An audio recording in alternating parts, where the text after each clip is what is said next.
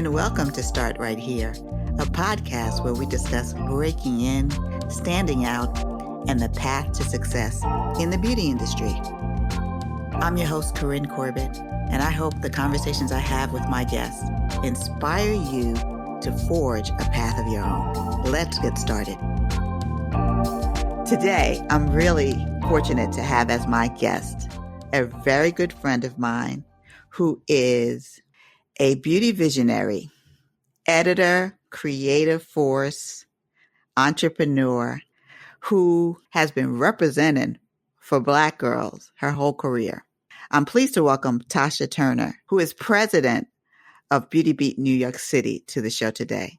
Welcome, Tasha. Hi, Corinne. Thanks so much for having me. I'm so excited for this. So am I. This is a long time coming. Can you give us your 30-second bio? My name is Tasha Turner. I have been in the beauty game industry for over 20 years. Probably something no one knows is I started at Elite Runway. I booked runway models, and then I went on to magazines. And my first job in publishing was Town and Country magazine. I assisted both the beauty director as well as the accessories director. From there, I just thought I was too cool for Town and Country, so I went to Vibe.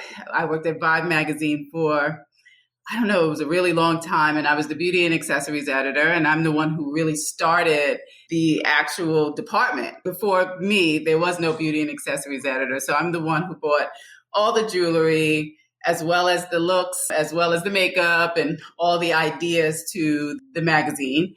From there, I went to Essence magazine and I worked there, as well as InStyle magazine. And then I branded out on my own and I started Beauty Beat Box, #1. And then we went to Beauty NYC, where we did college tours and consumer insights for a lot of the brands. I just recently worked with Sunday to Sunday. It is a brand out of J&J. I helped create products for them, as well as the marketing and consumer insights for them. And can't wait to discuss with you the other things that we're doing for Beauty NYC. So hopefully that was 30 seconds. And that's who I am. I'm Tasha Turner. Nobody sticks to 30 seconds because that is a really unrealistic expectation. But it is your brief bio. And I loved hearing that you pioneered a couple of things in your career that are really exciting. And we're going to get into that. Was the beauty industry a destination or a detour for you? The beauty industry was a pleasant surprise for me. If I'm answering your question, it was my destination. I just didn't know it was supposed to be my destination until I got into it. I originally thought I'd work in fashion. Of course, that's why I was at Elite Runway, and I was going to go knee deep in fashion and, be in accessories at Town and Country. And that's where I originally thought that I would be. But the more I did a deep dive in beauty, there's no way you can be in publications, work in beauty, and not do a deep dive. So the more I dove into beauty, the more I knew that beauty was where I was supposed to be. Just being a Black woman, period, you wake up thinking about beauty. I wake up thinking about what I'm going to do with my hair today. And I go to sleep thinking, let me put this scarf on my hair today, and all the other things that go with it. So it was just in my soul to work in beauty. So beauty was my destination. I love that.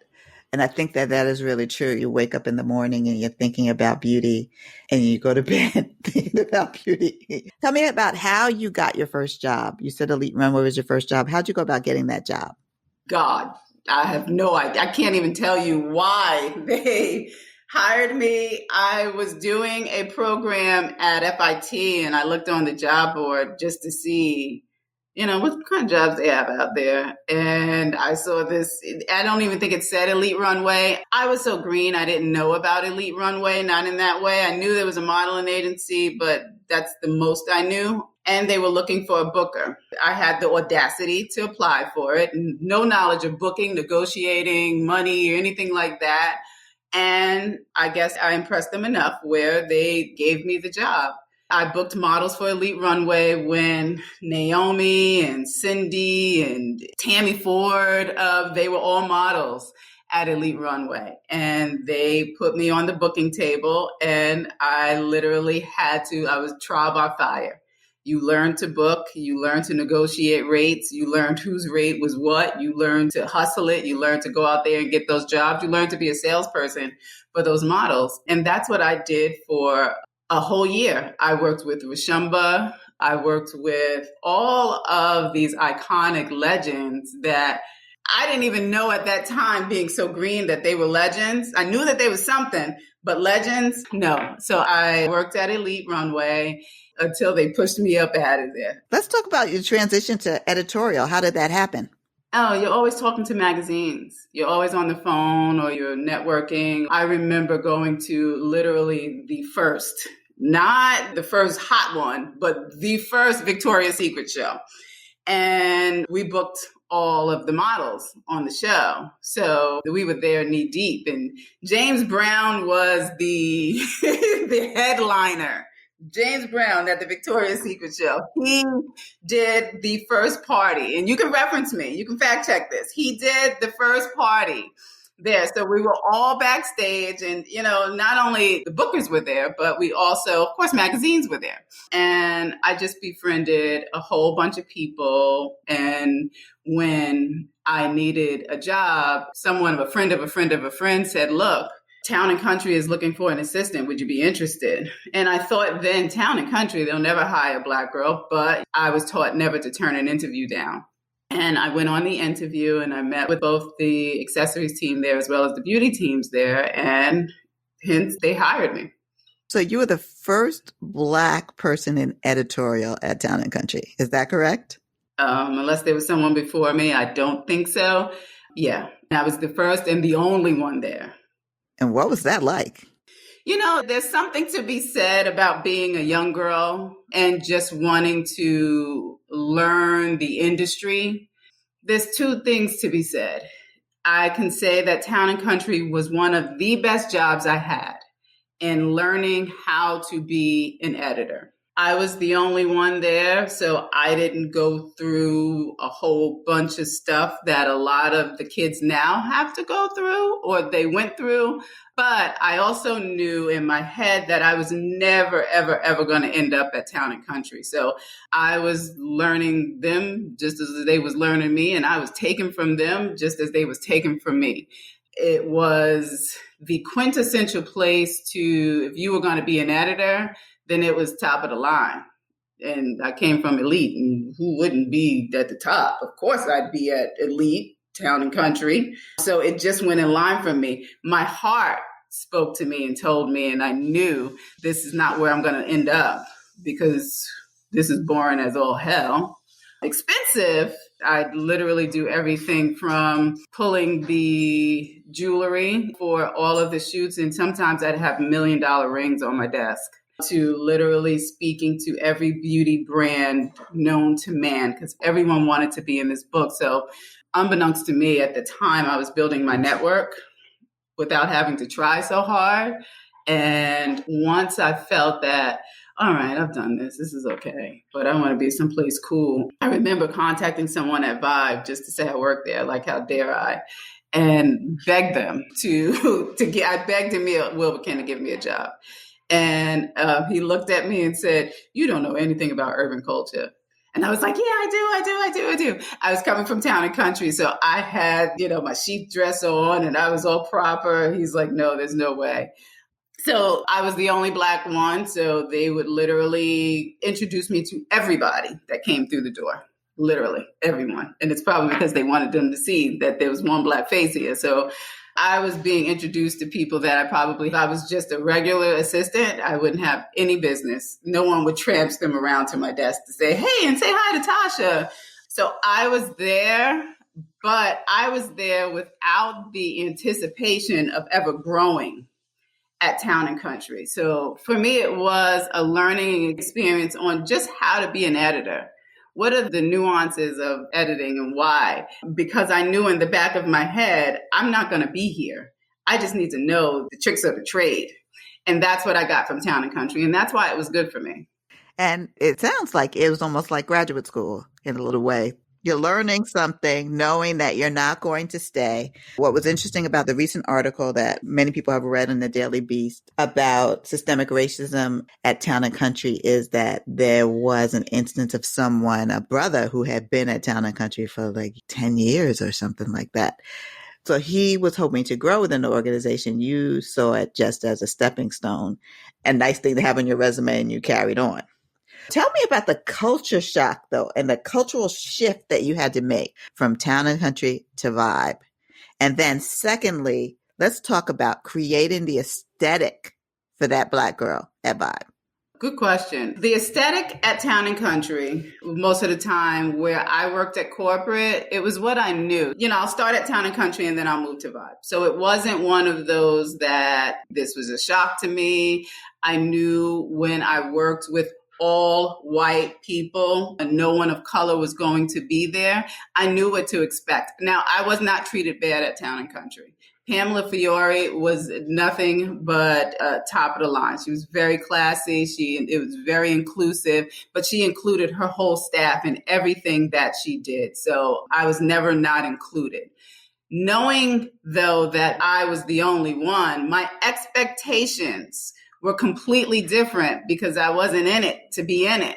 Now, unlike the young man in the article, if I was there for 10 years, I'm sure there'd be a whole list of things that I could name. Now, when I went over to Vibe, this was my happy place. This was the thing that I knew. I grew up that girl, So when I got to Vibe, I literally begged Emil Wilbekin for the job. I had to convince him, particularly from coming from Town and Country, that I knew urban culture.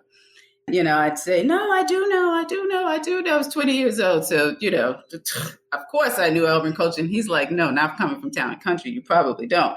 And I was like, I promise you. So he gave me the job. I was beauty and accessories editor. Again, that was God who drops that in a young girl's lap and was told, look, if you can make these departments sing, if we can get our ad dollars from this, if you can make these two viable sections in the magazine, you can stick with this job. Needless to say, many years later, after being there, I did. I was the one that would bring, and it was during the time when the sort of, entertainers were looked at in a different light. So every jeweler in the world wanted to be sure that their jewelry was on Little Kim or Mary J. Blige. And I was there for that. And also was there to let them know, not just to the jewelers, to edit that, to say, no, in urban, we don't wear this. We don't want the pearls or we don't want the this, but that pave ring is dope. We want that, and that. And I'd literally be there to edit those selections. So that way, when we showed up to the shoot, those are the things that Kims and the Marys and the whoever's of the world would flock to. Also showing the consumer beauty. There's things that in our culture that we take it for granted because this is just what we did and just what we do. I grew up going to the hair salon every 2 weeks. And in that salon, not only did I get my hair done, but I may have gotten my nails done too on the same day and blah, blah, blah. So those are the things that we did. And those are the things that you see the nuances with the girls with their names in their nails and all those things. You didn't see that in magazines then. Those are things that they wouldn't put in magazines. Everything was so straight-laced that if it was going to be in Vibe, it had to be different and it had to be new. And no, I don't want to see the same pink nail that I see in Town and Country. But, what are the girls on the streets doing that we can show this is who we are and why we are? And that was the reason why that job was so exciting. And that's why I loved it, because I was able to bring those things to the forefront. And it was a nail story. That is the first time I ever heard Tasha Turner's name, that I saw your name in Vibe.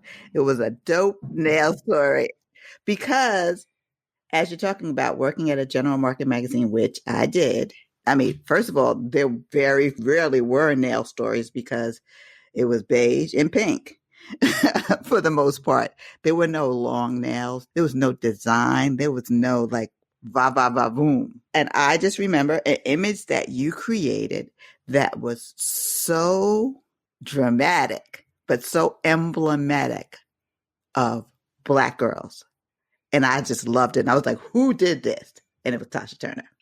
Every editor has their love of whatever their beat is. And in beauty, when it came to vibe, hair was my thing. But most of the girls coming in, particularly the celebrities coming in, they already knew what their hair was going to be. So I could get real creative on nails.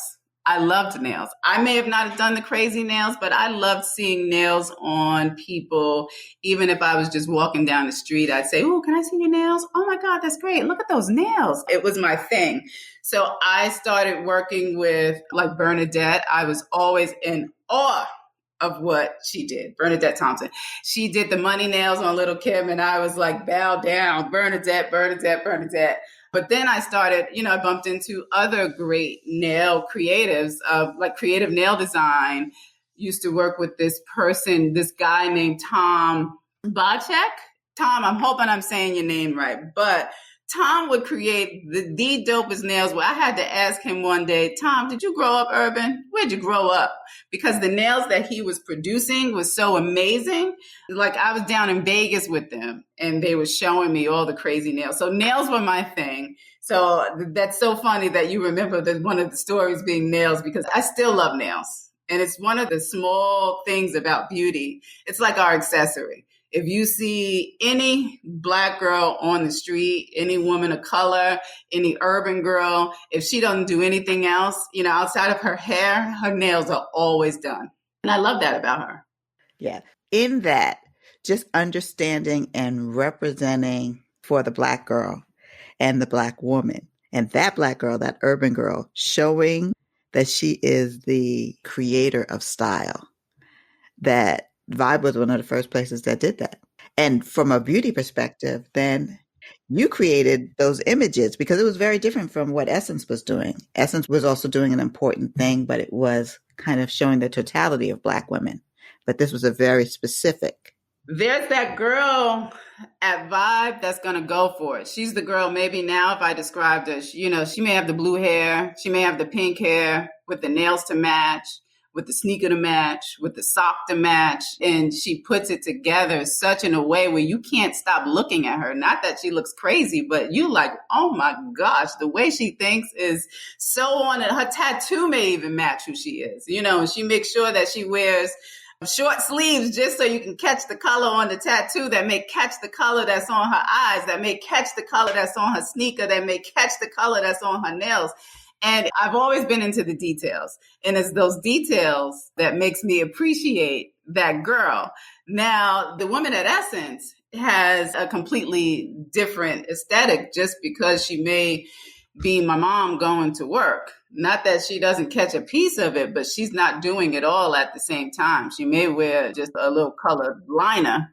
She may wear just a bit of color on that mascara, but she's not going in deep like that one and like the girl at Vibe. And, this woman has to go to work and she's working full time and she may be the president of the corporation or she may be, senior partner or what have you. So when I went to Vibe, the woman who hired me, who is still my mentor, Pamela Macklin, she gave me a quick lesson in the different types of women that I have to shop for. And when I went to Essence, just as the accessories editor, I got a really quick lesson on the different aesthetics between Vibe and Essence and how I should shop for her. She still wanted style, but guys, you can kill me if you want. She didn't have as much fun as that girl at Vibe did.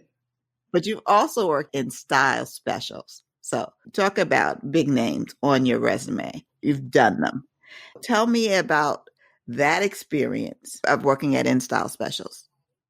That experience was a completely different experience for me. That's where I learned that I was a person of color working at a magazine. I didn't have those experiences before working at magazines. I figured if you hired Tasha Turner, you knew what you was going to get. I was always that Black girl, whether I was in accessories, whether I was in beauty, and I brought that aesthetic to it. And not that I thought that I was going to bring that full aesthetic to InStyle specials. And specials really was the makeover issues as well as the wedding issues. So they hired me because they knew that I had an aesthetic for detail. when it came to the consumer and how to bring that to those pages. So that's why I came to InStyle.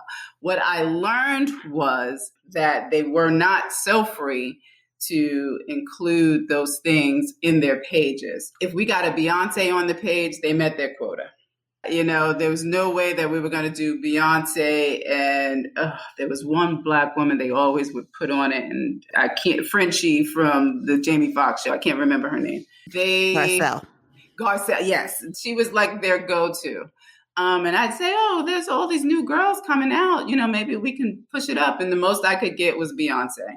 And, that really taught me a lesson in working at a general market magazine and how far they were willing to go. And I realized they're not really willing to go so far. And I worked there for a year and a half, and I'd go down because it was all in Time Inc. I'd beg Essence to take me back. What I've learned is that if you're going to be in creative, it has to be the thing that fuels you because it's creative. So it has to be the thing that makes you get up in the morning. Even if it's 3 a.m, you want it to be the thing that gets you excited. And if you're not excited, then you're pushing papers or you're doing it just because you're doing it. And I do what I do, and I did what I did because I was excited for it. I can come to work and say, "Oh, you didn't like that? I love that. That was so dope." So when I was at InStyle and I learned that there wasn't that much I can't push, the meter on, and the consumer really wants just a pink blush and, let's stick to pink nails because it's wedding, then I learned where my passion lied and what's the thing that fuels me. And also where I would work again and where I wouldn't work again. So I knew that general market probably wasn't for me. And, the thing with when I was in that industry at that time, everyone was pushing to be at general market. And I'd almost say to them, "Ugh, why?" I loved being that Black girl. Call it what it was. But there was a bit of excitement there that I could bring to the table that I couldn't bring anywhere else. Start Right Here is brought to you by Beauty Biz Camp, where we equip and inspire the next generation of industry leaders. Head over to our website, beautybizcamp.com, for more information and sign up for our mailing list so you can stay in the know about our upcoming programming. Since most of my career was general market, and then I worked at Heart and Soul and Essence, I can say that the difference is when you work at general market, even if you can get, is that the experience is you always feel like the consumer is at an arm's distance, like they're really far away. You're creating a space between you and them. But when you're creating content for people who share the same experiences as you, it's an intimacy that can't be replicated in a general market stuff. Now, I will say, like with Refinery 29, they created their Black vertical. Elle is kind of doing that, creating a Black vertical now. But in order to do that, you have to create a space where there's comfort, there's familiarity, and there is intimacy. Otherwise, it just feels like that arm distance thing. You might get the picture right, but I don't feel like you're talking to me unless you can tell me or show me that we're sharing the same experiences in some way and have the same viewpoint on style too. Well, I think now for these young girls, the narrative have changed. Some of the fights that we had to fight, they don't have to fight them anymore. And, through social, through all these things, a whole new world is in everyone's face that most of the consumers, when we were doing it, they would only read the magazine. Now, it's not just the magazine, but it's the online, it's the social, it's the this. So they're seeing so many other things. So the fight that these editors are walking into the room now, they don't have the same fight. But we laid it out for them. We fought for them. It was the fight no. You can't just have Beyonce on the page because we're not all Beyoncés. You got to have one dark-skinned girl on that room too. She's beautiful, but here's some other beauties too that I think that should be on the page. the fight of even doing a braid story back in the day. Can you imagine being at Elle and wanting to do just a thing on braids or baby hair or all the things that I see now? Those were fights. Those probably took you a year to convince that one editor to do the story. And then she finally said, okay, you can do that. And it's going to be half page and it's going to be this, blah, blah, blah. So their fights now, the beauty of it, no pun intended, is that they can just be. They see the beauty and they say, oh, this is great. This is what's going on in the community. Let's do these stories. And for any brand to feel like they're being authentic to the consumer, they run with it. Smart. I think, though, there are still fights in terms of still having to teach people about cultural appropriation. Yes. What we've seen before and what is new. What's the new twist? Like, we all know what the new twist is, but don't try to sell me something I've seen before as new. I do think there's still fights. I know that there's still fight. Well, I'm sorry, new girls. I didn't mean to say that you guys didn't have fights, but, I think some of their fights is just making sure that they bring it to the table. So where, like anybody doing the doobie style or braids or blah, blah, blah, blah, they're bringing it to the table to make sure they say, no, she's not the first one to do it. We've been doing this since 12th grade and doing it in a way that's authentic, right? I think that's where some of the fights could be a great panel discussion that's done that, there is a discussion with some of the the legends in the room with the new girls to the room.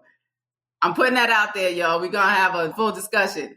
I think that'd be great. And I also think that there are differences. And the other thing is, because of all social justice reckoning that's happened in the wake of George Floyd, there's been all this editorial emphasis on Black-owned brands and Black models, even though recently there was a study that said that there was some fatigue, some allyship fatigue happening in terms of the visual representation of dark-skinned Black women from beauty brands. That's one. But the challenge is that I don't think that anybody wants to just pigeonhole what we do in terms of we create brands or images into roundups, kind of like over here and say, oh, we got all the Black brands and let's just kind of make a list and keep doing that, where we should be in any story.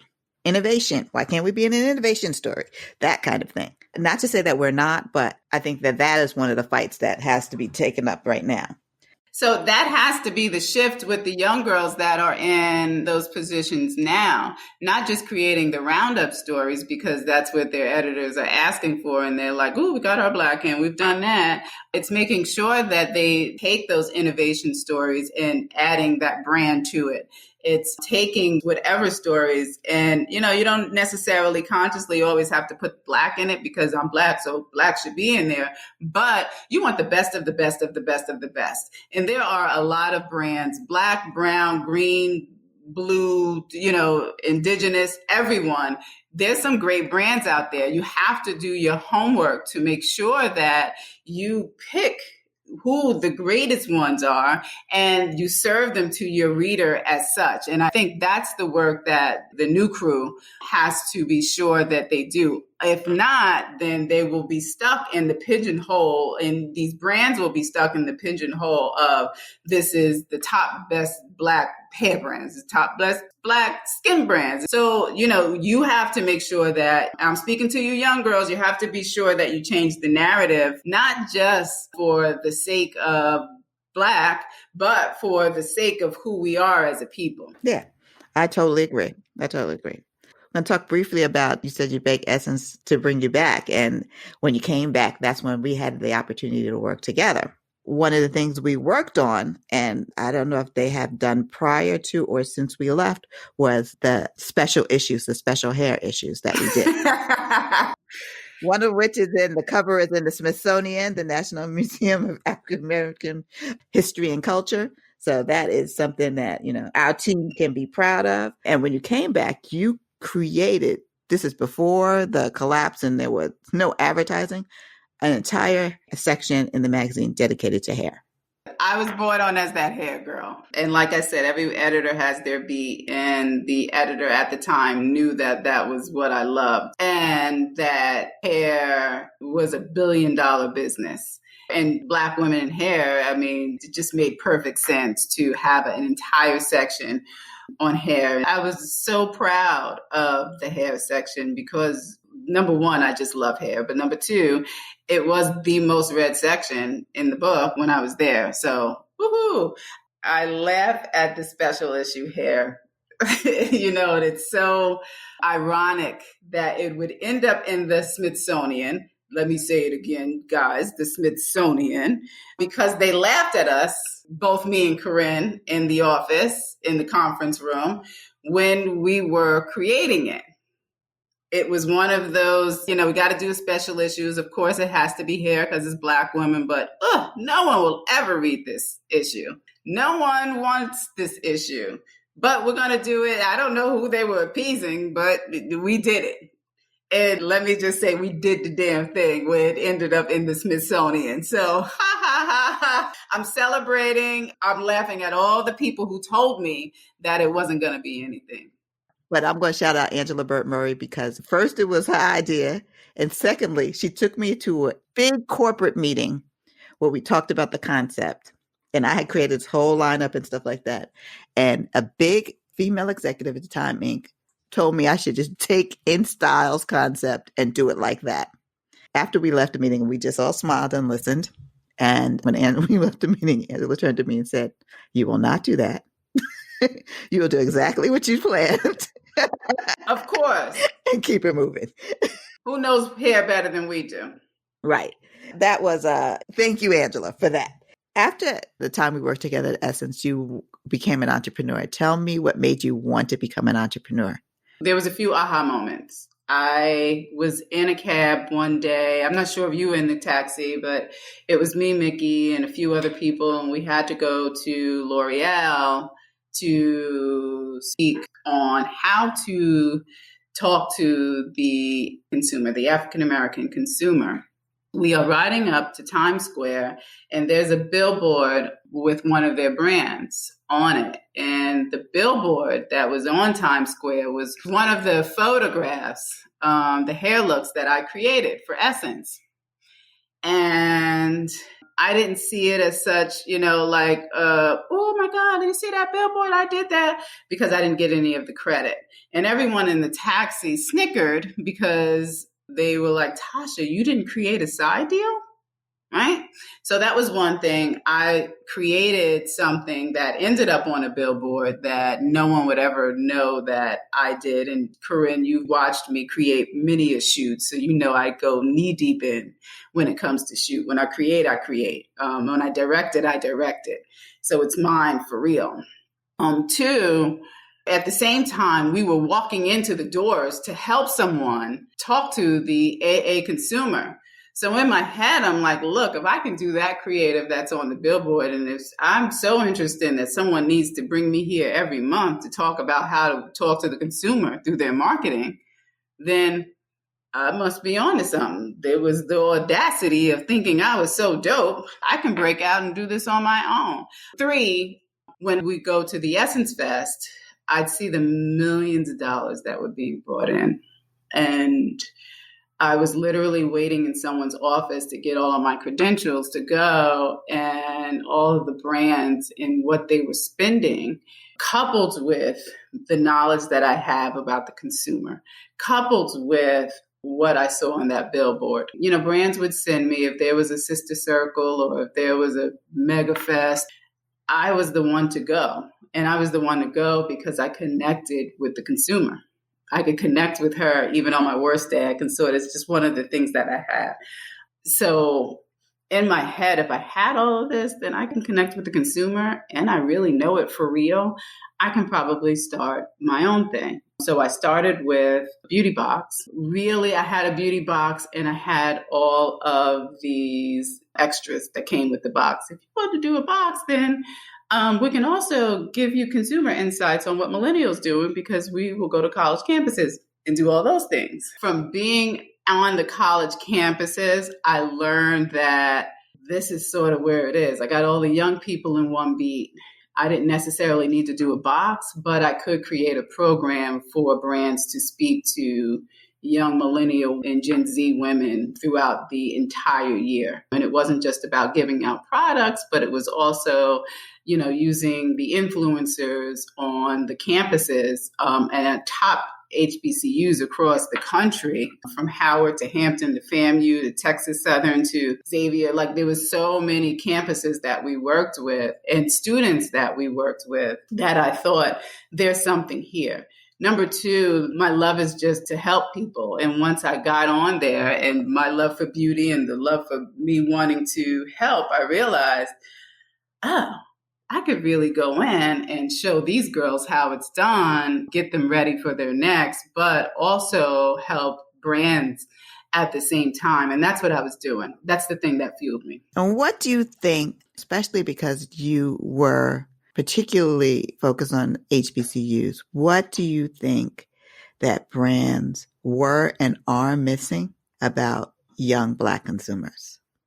Brands don't listen. Brands don't watch it. Brands are going there, which is the reason why they would then send me. But brands are going there for what they thought they could get, the consumers to purchase. What I think brands miss from that is that there is an entire culture, not just urban culture, because these Southern girls are a whole different beast when it comes to beauty. And I speak to beauty in particular and fashion, but when it comes to beauty, Southern girls are like no other. And I think brands are missing that. I would tell brands, look, you are never on their campus. They are watching. They are seeing. These kids are smart. They support the ones that are supporting them, right? So you can't just come on campus and give away some product and think you got them for life. No, it's a commitment. And it's a commitment because they're looking to see who's going to fuel them, not just with their beauty needs, but also who's in their community. So you did step one by just being in their camp. You're in their community. What else are you going to do? So when we brought panels there, when we would pay the influencers to promote the product, like now you're bringing money in the community. You're not just using the community to fuel your needs. And if brands took the time out, and that takes time, it's not just a one semester, it's not just a launch sort of thing. It does take brands a moment to invest in that consumer so that way she becomes a consumer for life. And that's what they miss on those campuses.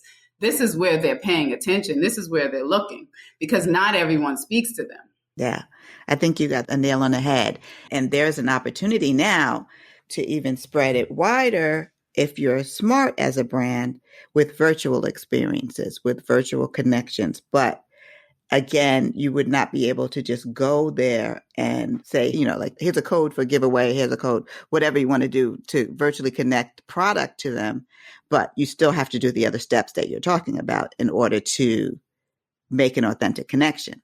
Just to get them to be real consumers, I point out to them, like Noxzema came on campus and those students went crazy. Who would guess that anyone would go crazy for Noxzema? And Noxzema was there just to do an insights and they wanted to see, how this brand rates for them. Most of the students were so invested because they said Noxzema is always in their community, not just in their community, but my auntie has it. It's always in our house. So those are the things that the consumer looks to. And they were impressed that they were on campus. I think, they could have went a step further. Maybe it was a scholarship or maybe it was something else, but you have to be vested in the community to secure a consumer for life. Black women are real particular about who they use and why they use them. They'll drop you like a dime if they don't feel that you are for them. When they hear that you are for them, even if you're mediocre, they will still support you in some way. Yeah, that's really key insight. You were on the team that helped develop Sunday to Sunday. Talk to me a little bit about that experience.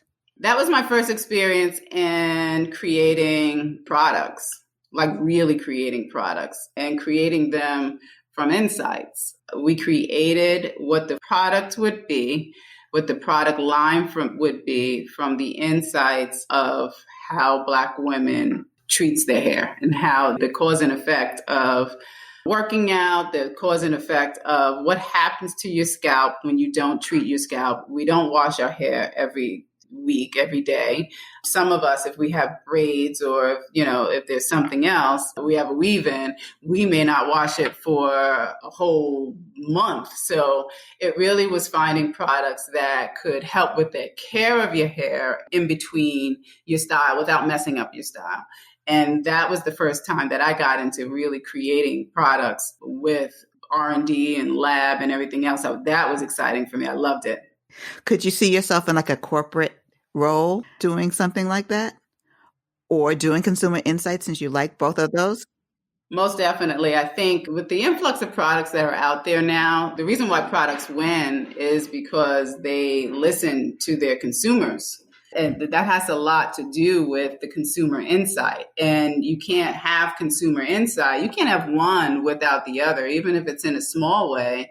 You can't create a product for something or someone just because you like, oh, I think that's going to be great. No, you have to have the insight behind it in order for it to win, because you have to speak to that person. And I also did that at Sunday to Sunday. I was also a part of the consumer education, where not just I spoke to the lab, but the narrative behind these products, I'd help shape those. So that way, once the consumer read about it, and once the consumer, they looked on the back of the packaging or they looked online, they would understand why that product was for them. And because it was scalp care and it was so specific to scalp and hair and hydration as it pertained to working out, they needed to hit it on the nose. And I think we did a good job. Yeah, very impressive line. You're working on a new project now. Can you tell me a little bit about it? I know it hasn't launched yet, but give us a sneak peek. I'm back into my college roots. What I've learned through COVID and pandemic is that talking to a lot of the students, like, what do they do without the panel discussions that they were going to on a weekly basis, or that guest professor that was, in their classrooms, or, all the things that happen on campus.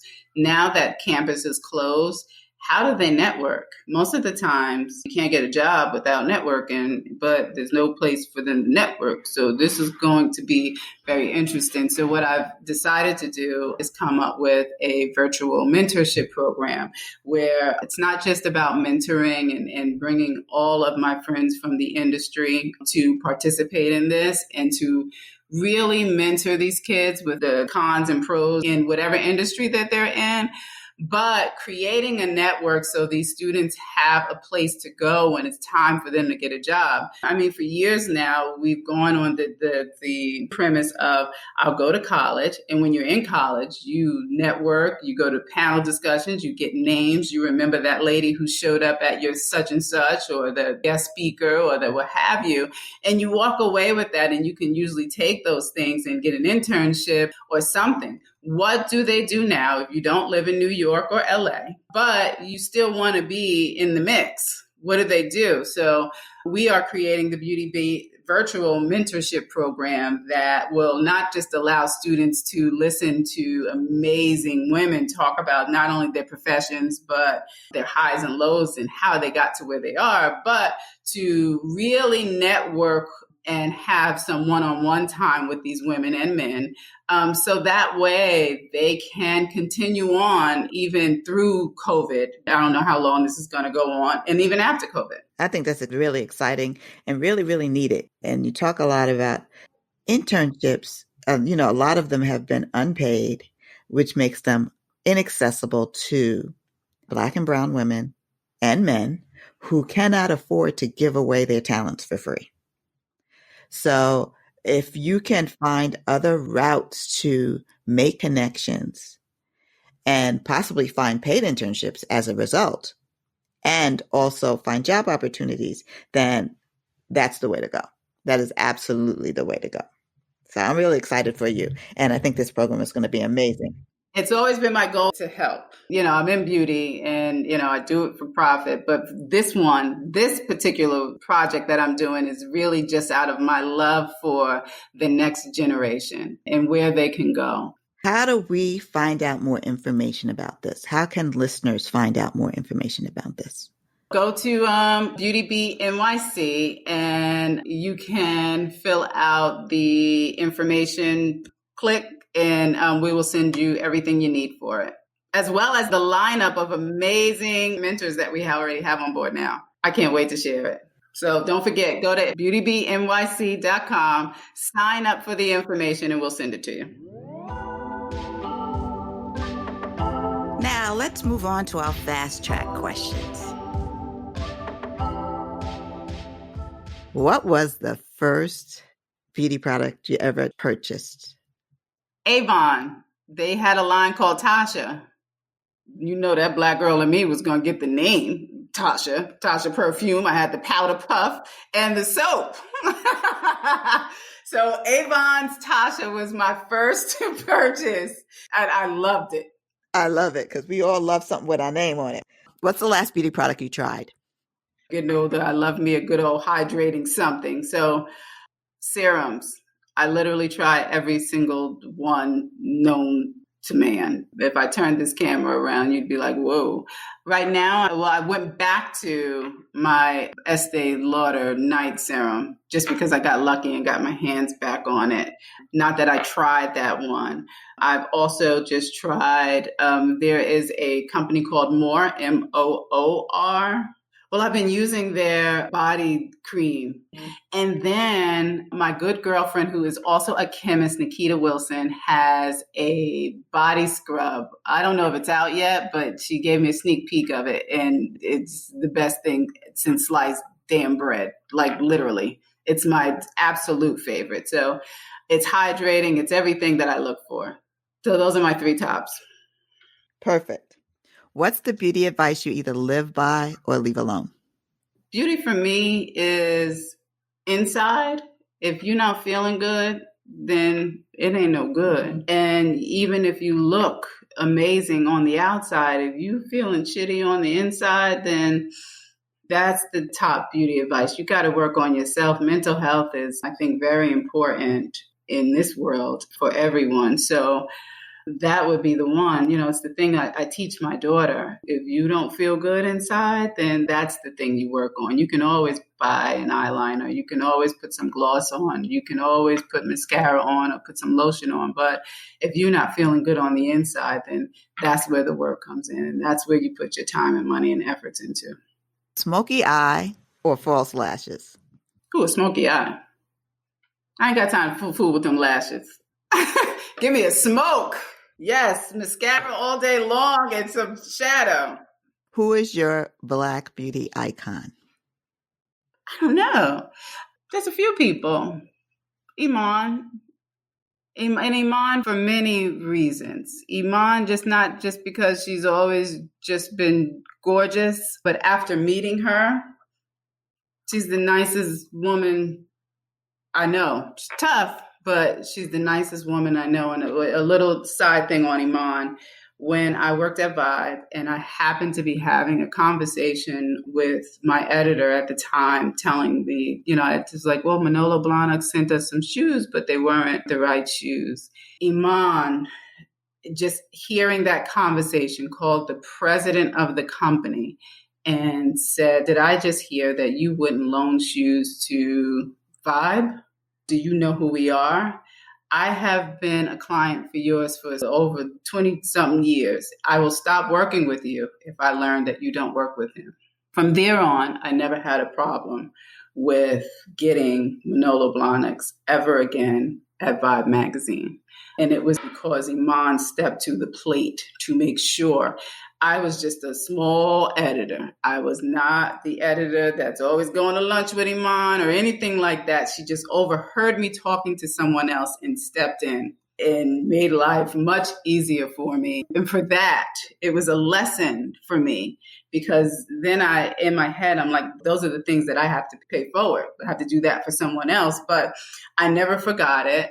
I worked with her many times after through Essence and, you know, all the other things. But it's the one thing that made me say, not only are you beautiful, but you stand for everything that we're supposed to be about. And actually, she's my icon. I'm sticking with her.